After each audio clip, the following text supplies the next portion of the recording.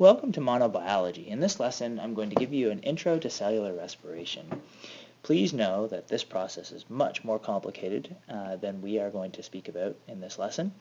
However, you do have a sheet that I've given you that you're going to use, and you're going to fill it in as we go through. So the first thing you should see on the sheet is a little description of what cellular respiration is, and that's what we're going to see on the next slide. What is cellular respiration?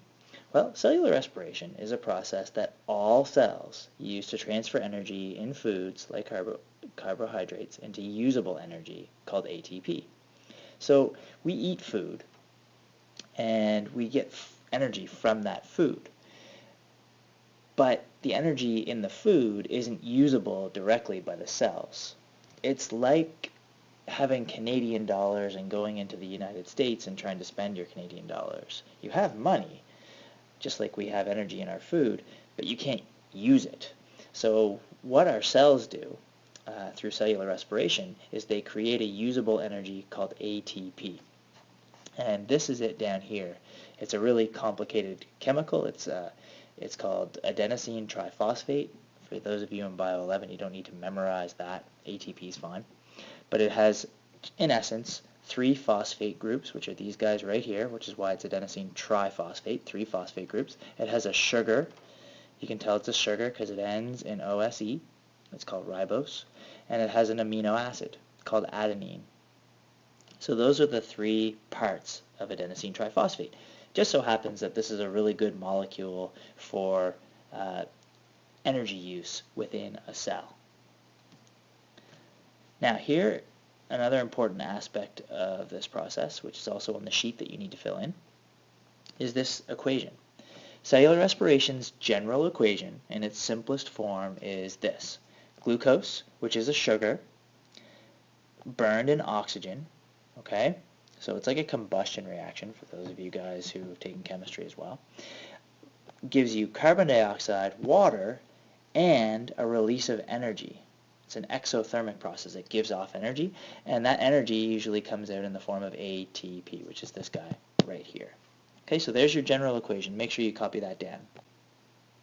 Now, it just so happens that cellular respiration, for the purposes of studying it, is broken up into 3 separate parts. There's glycolysis, there's the Krebs cycle, and there's the electron transport chain. Now those 3 things are also listed on your sheet. So what you want to do in those spaces is you want to write the information down. And there might be a few other things that you want to jot down that I talk about as we go through this. So the first step of cellular respiration is called glycolysis.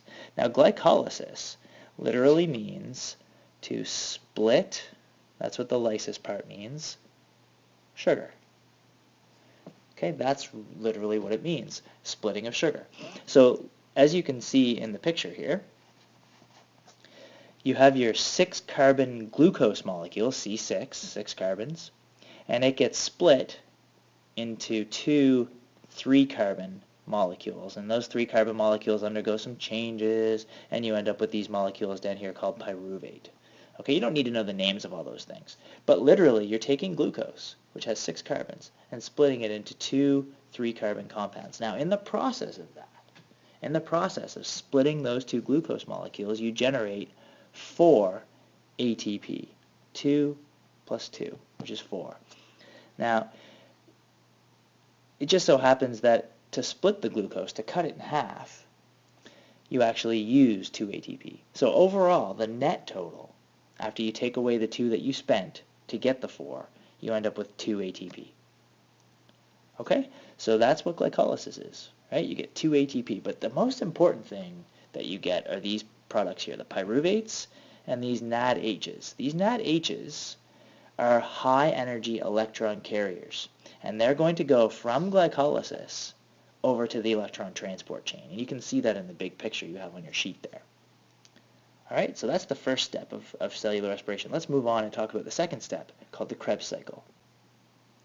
All right, in this process, the remnants, i.e. the 2 3-carbon compounds, the pyruvates, of glycolysis go through a series of reactions designed to produce high-energy electron carriers. These electron carriers, the NADHs and the fat H2s, you can see them in the picture here, will be used in the electron transport chain to produce ATP.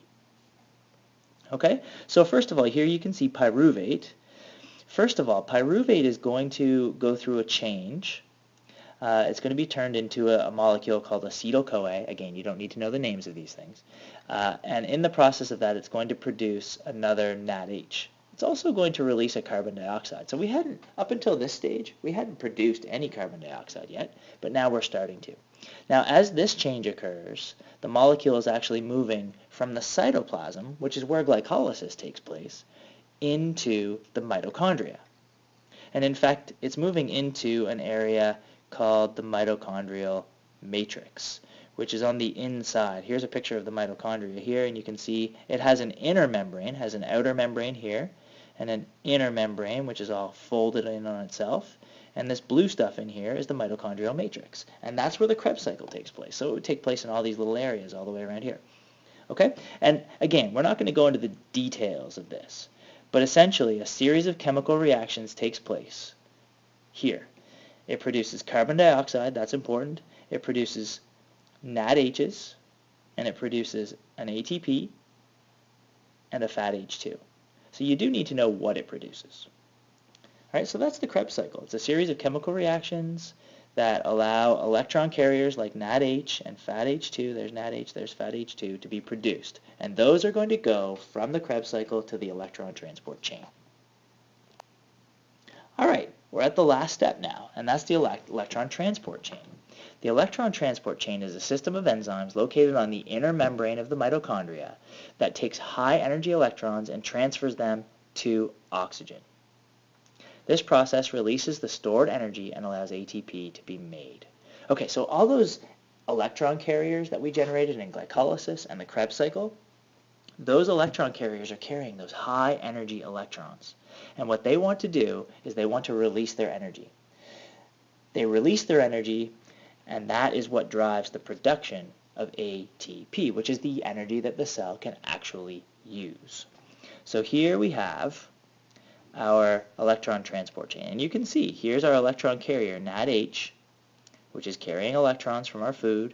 It's going to release those electrons, and it causes a series of chemical reactions to take place as well.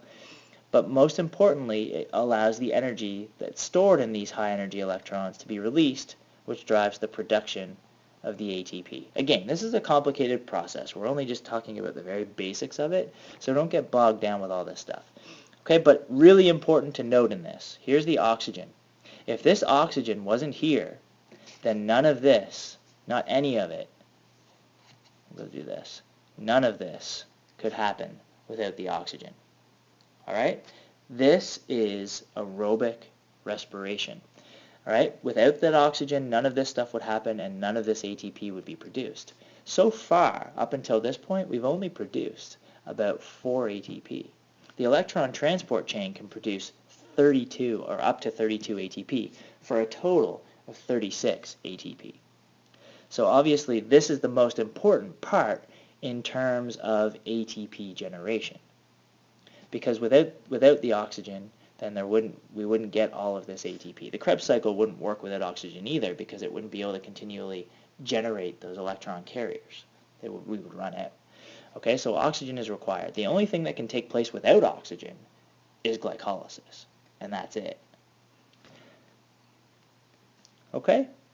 All right, let's move on, and let's talk about a little bit of the differences between anaerobic respiration, which is respiration without oxygen, and aerobic respiration, which is respiration with oxygen, which we've already discussed in these last few slides. Okay, so you're going to want to jot the general idea of this down. We have anaerobic respiration, which means no oxygen available. You get glycolysis, and then you get fermentation. Now this happens. You believe it or not, this actually happens. We get lactic acid buildup in our muscles when there's not enough oxygen being sent to our muscles. So if we're working out, if we're doing, those reps, pumping some iron, our muscles are going to get fatigued. And when they get fatigued, essentially what that means is they're running out of oxygen. And so what happens is our body starts to produce lactic acid. Now, why does it do that? Well, our body produces lactic acid so that glycolysis can continue. See, we can get a small amount, 2 ATP, for every 1 glucose molecule from glycolysis. That's what we can get. And if we need to, we can survive for a short period of time with just that small amount of ATP. Now, some other organisms, they do alcoholic fermentation. Yeast, for example. If they don't have enough oxygen, they start to produce alcohol, the alcohol that we drink. So it's kind of beneficial in that sense. Not for you guys because you're too young, but for me, it's pretty cool. And then, of course, you can compare that to aerobic respiration. Aerobic respiration is exactly what we talked about, but the main output is 36 ATP, which is a huge number of ATP compared to just anaerobic respiration. Now, the benefits of anaerobic respiration, you don't need oxygen, and every single cell can do anaerobic respiration, whereas not every single cell can do aerobic respiration.